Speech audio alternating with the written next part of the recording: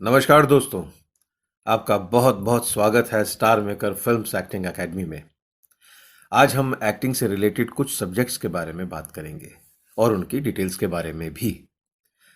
जैसे कि एक्टिंग में कुछ सब्जेक्ट्स हैं जो बहुत इंपॉर्टेंट हैं, जैसे diction, imagination, dialogue delivery, body language, observation, scenes, camera, practical, dialogue up to mark, voice modulation, इस तरह बहुत सारे सब्जेक्ट्स हैं जो एक्टिंग में होते हैं। चलिए शुरुआत करते हैं डिक्शन से। आमतौर पर कोई भी स्ट्रगलर, कोई भी कमिंग अप स्टार, कोई भी कमिंग अप एक्टर जब जाके ऑडिशन देता है और वो बोलता है कि मैंने तो ऑडिशन दिया, बहुत अच्छा दिया, लेकिन कुछ हुआ नहीं। उसमें डिक्शन का बहुत बड़ा हाथ होता है। फॉर एग्जाम्पल, फ्लावर फ्लावर को लोग हिंदी में आमतौर पर लोग क्या बोलते हैं? मोस्टली आप लोगों से पूछेंगे तो वो अक्सर आपको यही बोलेंगे कि फ्लावर का मतलब फूल होता है, जबकि ये गलत है। फ्लावर का मतलब फूल होता है। तो फूल और फूल, FOOL और PHOOL, इसमें डिफरेंस करना बहुत ज़रूरी है, क्योंकि जब हमें इसके बीच के गैप का अंदाज़ा नहीं है, जब हमें फूल और फूल का नहीं पता है, तो हम डायलॉग्स में कितनी गलती करते होंगे आप समझ सकते हैं। उसी तरह ये छोटे छोटे नुक्ते बहुत बड़े बड़े डायलॉग्स को चेंज कर देते हैं। जंग और जंग। जंग मतलब वॉर, जंग मतलब रस्ट। Got it? खुदाई, खुदाई मतलब सड़क की खुदाई, और एक नुक्ता लग जाता है तो हो जाती है खुदाई, यानी कि ऊपर वाले की खुदाई। तो खुदाई और खुदाई, जंग और जंग, फूल और फूल। जब हमें ये छोटी छोटी चीज़ों के बारे में ज्ञान नहीं होता तो अक्सर हम क्या करते हैं, हम डायलॉग लेते हैं, पढ़ते हैं और सामने बोल देते हैं। डायलॉग को पढ़कर बोलना और डायलॉग को समझकर सही तरीके से बोलना, ये दोनों में अंतर होता है। अब हम बात करते हैं इमेजिनेशन की। एक कलाकार का इमेजिनेशन अच्छा होना बहुत ज़रूरी है। इमेजिनेशन मतलब कल्पना शक्ति। आप हमेशा ध्यान रखिए, अक्सर कभी भी आप चाहे बाइक लेते हैं, चाहे घर लेते हैं, चाहे आप किसी से मिलने जाते हैं, किसी के ऑफिस में जाते हैं, किसी के घर में जाते हैं, तो आप जाने से पहले एक छोटा-सा इमेजिनेशन कर लेते हैं। कल्पनाओं में एक सोचते हैं कि उसका घर कैसा होगा, वो व्यक्ति कैसा होगा, वो पेंट होगा तो कैसा होगा। इस तरह का आप एक इमेजिनेशन पहले से कर लेते हैं। ये ज़रूरी भी है। इसीलिए कहता हूँ कि एक कलाकार का इमेजिनेशन और ज़्यादा पावरफुल होना ज़रूरी है, क्योंकि हमारी फ़िल्म इंडस्ट्री सारी कल्पनाओं पर आधारित होती है। फॉर एग्ज़ाम्पल अगेन, अब आप घर से तो नाश्ता करके आए हैं, बहुत बढ़िया ब्रेकफ़ास्ट आपने किया है, लेकिन सेट पर आपको एक भूखे का रोल अदा करना है।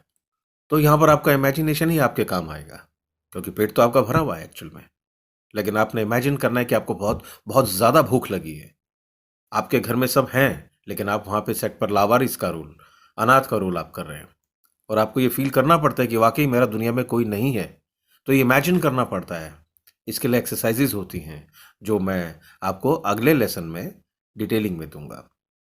उसी तरह एक सब्जेक्ट है ऑब्ज़र्वेशन। ऑब्ज़र्वेशन यानी कि किसी को ऑब्ज़र्व करना, जैसे कि नाम से ही पता लग रहा है। ये आप कभी भी, कहीं भी कर सकते हैं। ये सब्जेक्ट आपका 24 आवर्स ऑन रह सकता है। अगेन फॉर एग्ज़ाम्पल, अगर आप बस से ट्रैवल करते हैं, बस से यात्रा करते हैं, तो आप बस स्टैंड पे खड़े हैं। आप ऑब्ज़र्व कीजिए, आपके आस-पास जो भी व्यक्ति विशेष खड़े हैं, उनको ऑब्ज़र्व कीजिए। आप देखिए किसी को बहुत जल्दी है जाने की, कोई ऑफ़िस जाना चाह रहा है, कोई हॉस्पिटल जाना चाह रहा है, तो कोई अपनी प्रेमिका से मिलने जाना चाह रहा है। तो आप देखेंगे कि उन सब की बॉडी लैंग्वेज अलग होगी, उन सब के एक्सप्रेशंस अलग होंगे। टोटल आपको काफ़ी बहुत हद तक आपको चेंज दिखेगा। उसी तरह कोई अगर शराब पी के आ रहा है, तो उसको ऑब्ज़र्व कीजिए आप। कैसे, कौन-सी उसकी वो अदा है जिससे वो पता लग रहा है कि उस आदमी ने शराब पी रखी है। उसी तरह अगर कोई पागल है, देखिए ध्यान रखिए, कभी भी कोई भी पागल ये नहीं कहता कि मैं पागल हूँ, लेकिन उसकी कौन-सी एक बात ऐसी होती है जिससे ये प्रतीत होता है, जिससे ये पता लग जाता है कि वो व्यक्ति पागल है। तो उस बात को ऑब्ज़र्व कीजिए। यू नेवर नो, कब आपको इस तरह के कैरेक्टर्स करने को मिल जाए। और ये करने के बाद में घर पर आकर प्रैक्टिस कीजिए। प्रैक्टिस करने के बाद में अपने किसी दोस्त को सामने बैठाइए या अपने किसी घरवाले को सामने बैठाइए और उसको ये मत बताइए कि आप क्या कर रहे हैं।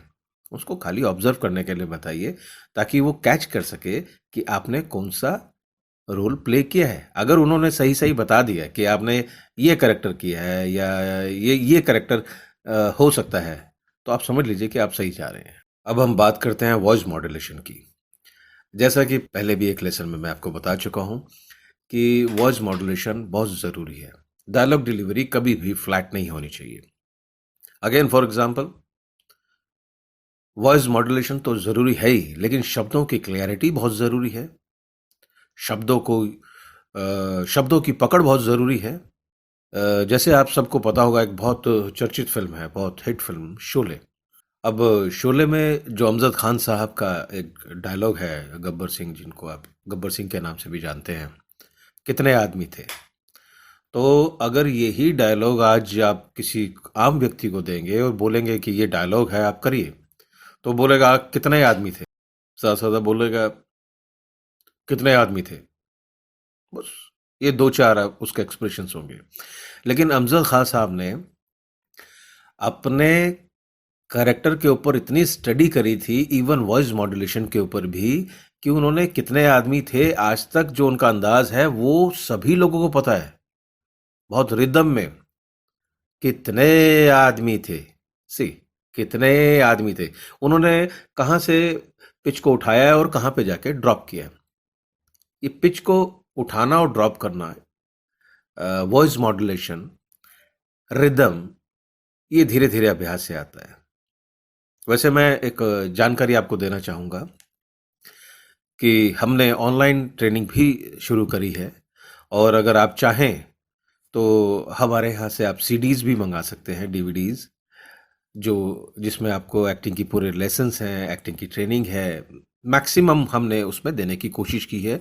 जो व्यक्ति बॉम्बे या किसी इंस्टीट्यूट में नहीं जा सकते, जो फीसें नहीं भर सकते हैं, तो वो एक बहुत नॉमिनल चार्जेस के साथ में ये डीवीडी ले सकते हैं और घर पे अच्छी प्रैक्टिस कर सकते हैं, और बाद में हमारे को अपना वीडियो भेज सकते हैं, व्हाट्सअप कर सकते हैं। उसमें कुछ करेक्शन होगी तो हम लोग उसमें उनकी सहायता भी करते हैं। दोस्तों, उसी तरह सब्जेक्ट है कैमरा प्रैक्टिकल। कैमरा प्रैक्टिकल में हम आपको प्रैक्टिकल करवाते हैं। फॉर एग्जांपल अगेन, कि आपका वाइड शॉट लगा है, मिड शॉट लगा है, क्लोजअप लगा है, तो ये अगर हम सेट पर जाएं और डायरेक्टर को पता हो कि इस एक्टर ने कहीं से ट्रेनिंग ली है, इस एक्टर को पता है, तो अगर सामने से किसी ने बोला ये वाइड शॉट है या ये क्लोजअप लगा है, तो एटलीस्ट हम लोग पहले से अभ्यस्त होते हैं, यानी कि हमारे स्टूडेंट्स, यानी कि आप लोग पहले से अभ्यस्त होते हैं, उनको पता है क्लोजअप क्या है, क्लोजअप में कितनी आंखों को ब्लिंक करना है कि नहीं करना है, वाइड कितना है, मिड शॉट में मुझे हाथों की मूवमेंट देनी है तो कहाँ तक देनी है, मेरे हाथ दिख रहे हैं कि नहीं दिख रहे हैं। ये कुछ जानकारियाँ कैमरा प्रैक्टिकल के दौरान मिल जाती हैं। उसी तरह फिर आता है लिप सिंक। लिप सिंक, जैसे जिसको प्लेबैक भी कह सकते हैं आप, उसमें कोई भी गाना चलाया जाता है और उसमें आपको लिप मूवमेंट करना होता है with expressions, with body language. तो उससे ये पता लग जाता है कि यार ये गाना है तो हमें किस तरह से प्रैक्टिस करनी है। कल अगर आपको कोई एल्बम मिलती है या कोई फिल्म के अंदर आप गाना शूट कर रहे हैं, गाना हो रहा है आपके ऊपर, तो आपको वहाँ पर परेशानी नहीं होती। एक चीज़ मैं आपको बता दूं कि गाना लिपसिंग करना, कहना बहुत आसान है, लगता बहुत इजी है कि यार होठ ही तो हिलाने हैं, लेकिन ऐसा होता नहीं है। आपको गाना याद करना पड़ता है और कोशिश करके उसके साथ साथ आपको गाना भी पड़ेगा। बेशक आप ना गा पाए, लेकिन एटलीस्ट गाना याद तो करना ही पड़ेगा, तभी तो लिपसिंग होगा, है ना दोस्तों। इस एपिसोड में इतना ही रखते हैं, बाकी अगले एपिसोड के लिए रखते हैं। और अगर आप डीवीडी मंगाना चाहते हैं या ऑनलाइन ट्रेनिंग लेना चाहते हैं, तो आप हमें ईमेल कर सकते हैं starmakermumbai@gmail.com, starmakermumbai@yahoo.com, और व्हाट्सएप कर सकते हैं 9769985576, और इसी नंबर पर कॉल भी कर सकते हैं। उम्मीद करता हूँ आपको अच्छा लगा होगा, और अगले एपिसोड में मिलते हैं। Thank you.